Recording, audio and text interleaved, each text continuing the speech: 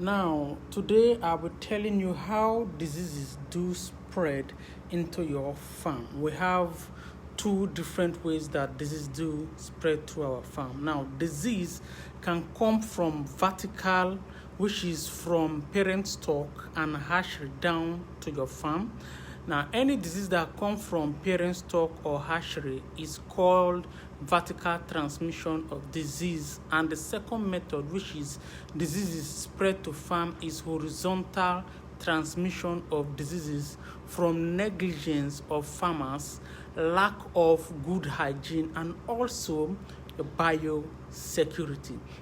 Now, these are the two major ways that diseases do spread into our farms. So the vertical and the horizontal.